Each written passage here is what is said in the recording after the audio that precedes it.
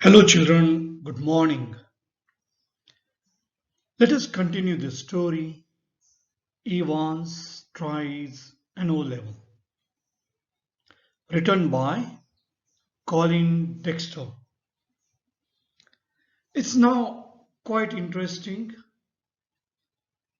We are coming across the scenes which are full of excitement, an element of suspense that also we can see here in this part.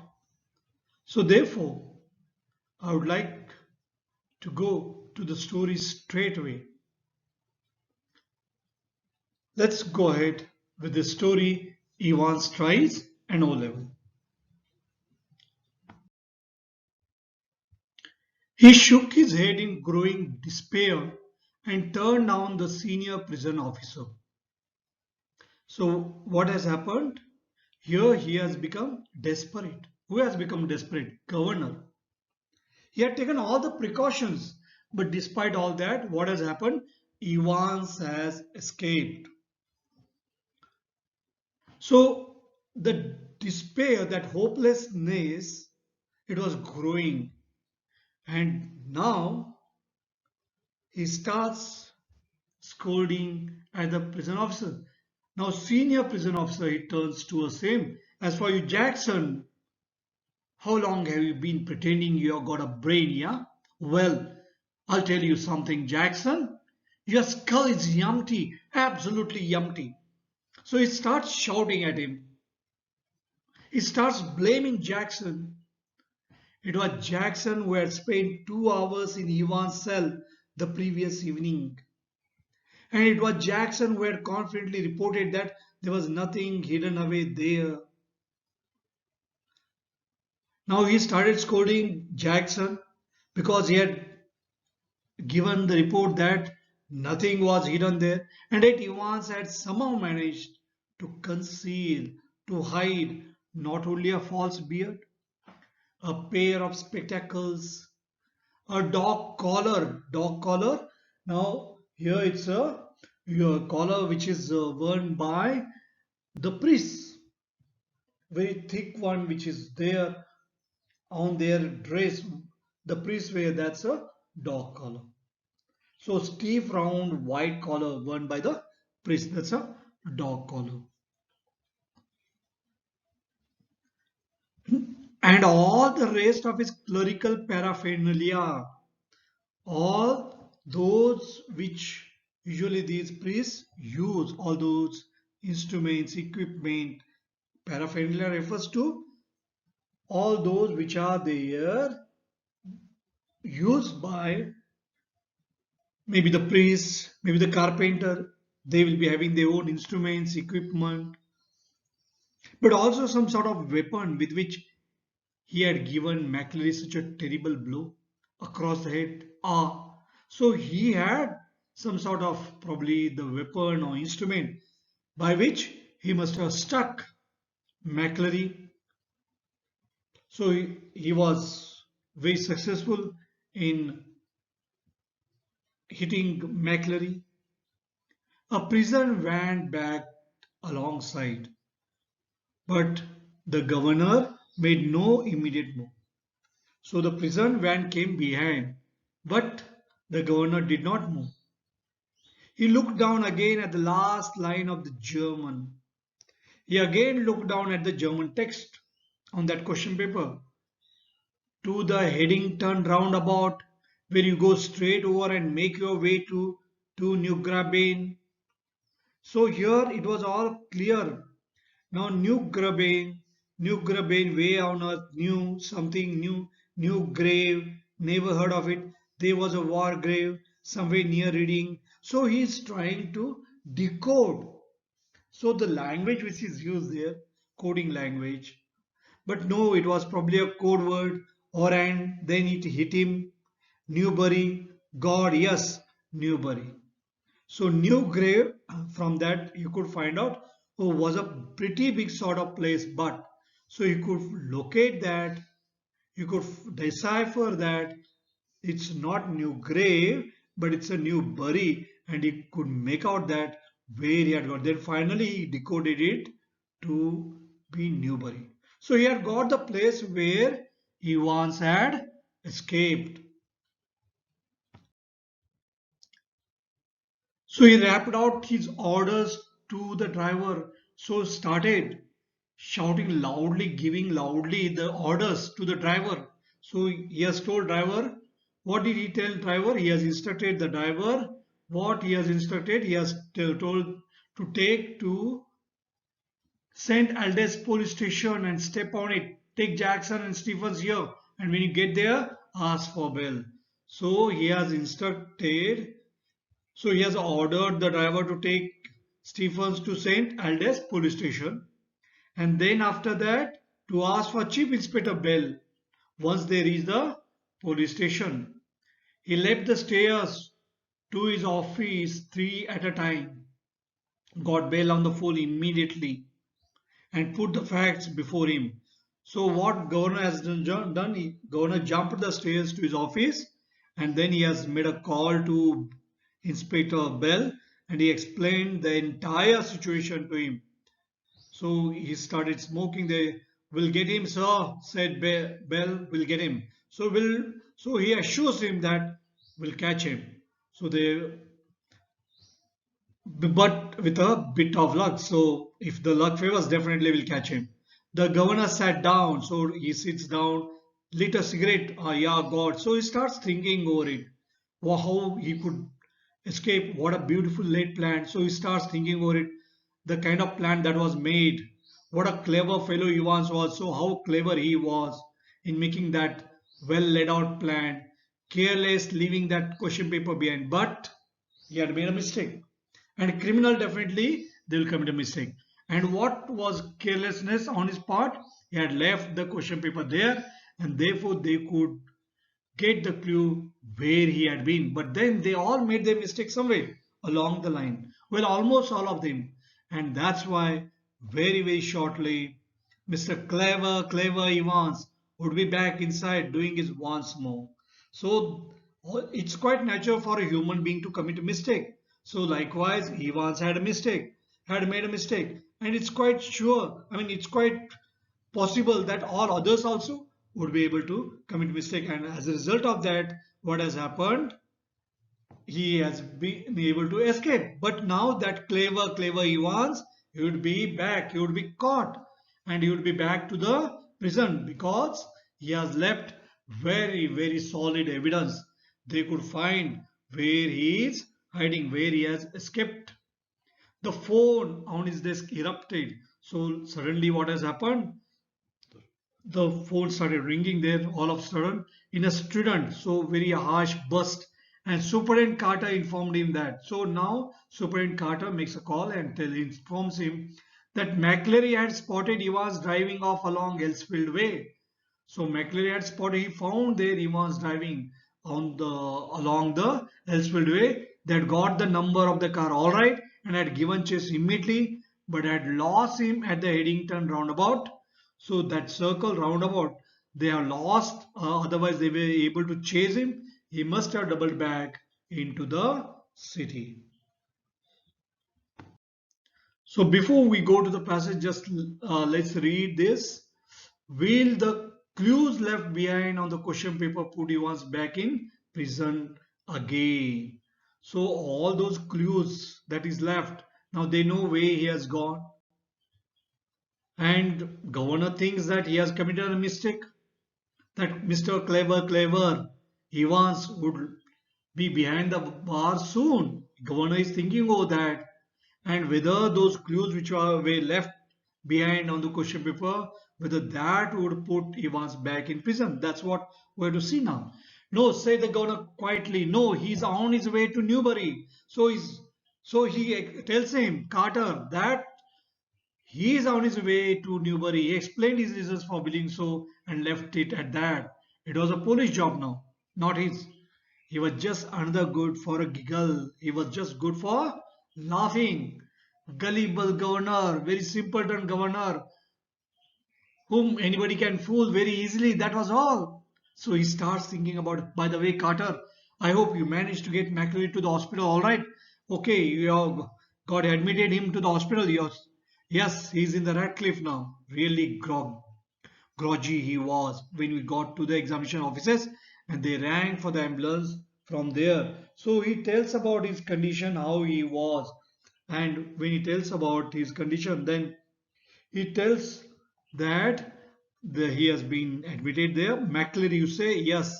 Now the governor rang the Radcliffe hospital there a few minutes later just to find out, ask for the accident department. McCleary say, yes. He's a pastor, he's a priest. So Carter explains to governor that McCleary had become very, very weak, groggy, and he was taken to the Radcliffe Hospital and he has been admitted there in the hospital. So then governor wants to make it sure, and that's the reason why he calls up Radcliffe Hospital. And when he called and he wanted to inquire about the injured priest, I don't think there is anyone. So he says that there is an injured priest there. Then they say, I don't think there is anyone. Yes, there is. You'll find one of your ambulances picked him up from Elsfield way about. So ambulance had picked him up. Oh, that. Yes, we sent an ambulance. All right. We had sent the ambulance to Elsfield. But when we got there, the fellow had gone. By then, the fellow was not there. No one seemed to know where he was. Just vanished. He just disappeared. Not a sign. So what is it? Is it McCleary who had disappeared there from the hospital? Or is it not McCleary? But the governor was no longer listening, just vanished. And the truth seemed to hit him with an almost physical impact somewhere in the back of his neck. So suddenly he was no longer listening. Why he was no longer listening? Probably the truth has. So he now came. He has understood the whole truth. And he was feeling a bit uneasy now in his neck. So somebody has hit him on the neck. That truth. What was the truth? Probably it was not McCleary. Probably accomplice of McCleary. Or possibly he was himself. A quarter of an hour later they found Reverend S. McCleary. Where is Reverend McCleary? Securely bound. He was safely tied. He was tied down, gagged, and they had put in the mouth gag. His mouth was blocked, gagged, and he was there in his study room in Broad Street. He had not left that place itself, his study room. He had been there since 8:15 a.m. So was it not McCleary who was invigilating when two men had called and so two men had come? Then who was that? Was he the accomplice of Evans? And both they had escaped now. The accomplice also had escaped and Evans had escaped. The question is, who was Evans? The first one, whom Stephens had accompanied, or the second one in the guise of McCleary, who had escaped? Think over it. Enquiries in Newbury throughout the afternoon produced nothing, nothing at all. So they went on inquiring. But what happened? The search in Newbury resulted into nothing. It was clear that the man who was taken to the prison door by Stephens was not Evans. It had not been Evans impersonating McCleary who had walked out. It had been Evans impersonating McCleary who had stayed in. So Evans was staying inside and who was living? Accomplice of Evans was living. So he impersonated McCleary and accomplice left. The second person who was injured McCleary was Evans who had left. So it had now become very, very clear. So here Evans was the one who stayed inside the cell and pretended to be McCleary, who was in a pool of blood, was badly injured. And he was the one who said, I know where Evans has escaped, I'll show the way out. So how foolishly he could fool governor, prison officers. The fish and chips were delicious. Who is eating all that now? Now, quite natural. Who is eating all that? Who is enjoying?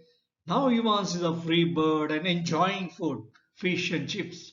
After a gentle stroll, after a gentle small walk around the center of Chipping Norton, Evans decided to return to the hotel, have an early night. A smart new hat concealed. It had hidden that wreckage of his closely cropped hair, closely cut hair, and he kept it on as he walked up to the reception desk of the Golden Lion. So he's there in that hotel. And what is the name of the hotel? Golden Lion. Where did you come across this? It was there, superimposed on the paper. And name of the hotel, Golden Lion. Governor knew which hotel, Golden Lion. It would take a good while for his hair to regain its former glories. But what the hell did that matter? That didn't matter at all. He was not worried about his hair. At least he was a free bird now. So at first let's take up the question, where did Evans go? Now I know where is Evans now. So Evans has been able to escape. Where did he go? He was out again, wasn't he? But he has left the clue there on the paper. Now governor is quite sure that he can catch him.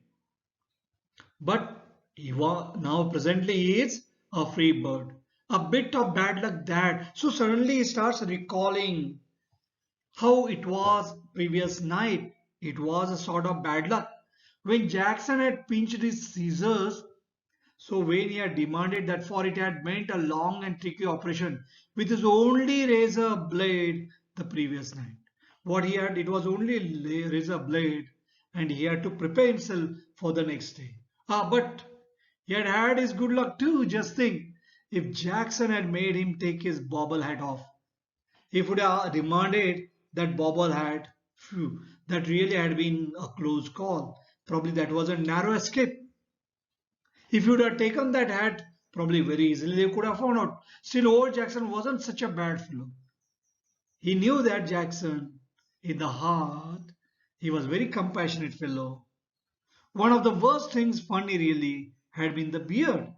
He had always been allergic to sticking plaster, and even now his chin was irritatingly sore. It was quite painful, and it had become reddish.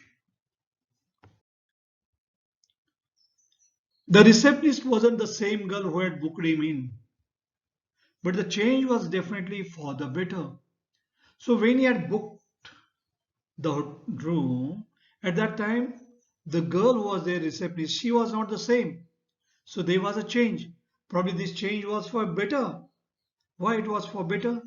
As he collected his key, he gave her his best smile, told her he wouldn't be bothering with breakfast. So he doesn't require breakfast. Ordered the Daily Express. He ordered a newspaper and asked for an early morning call at 6:45 a.m. Tomorrow was going to be another busy day. So for a night, he wanted to stay there in the hotel, and next day it was going to be quite busy. So what he does, he whistles softly to himself as he walked up the broad stairs. So as he was climbing up the broad stairs, he starts whistling. He had sort of liked the idea of being dressed up as a minister dog collar, the way he was dressed up like a priest and everything. Yes, he liked all that. Yes, it had been a jolly good idea for McCreary to wear two black fronts, two collars. But that top collar flew. It had kept on slipping off the back stud. So back button, it kept on slipping off. And there had been that so one that when his accomplice had was wearing when he came inside, and one that probably he was wearing one more there. There had been that one panicky moment, that one moment that would give a fear, great fear, that would fill him with a great fear. When McLaren had only just got his hand up to his neck in time to stop the collar springing apart from before Stephens. So it was about to fall down that time.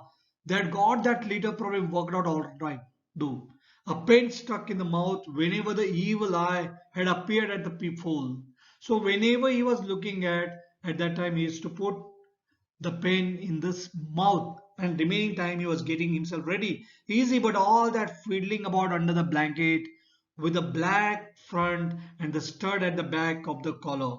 That had been far more difficult than they had ever bargained for. They never expected all that. Everything else had gone beautifully smoothly though.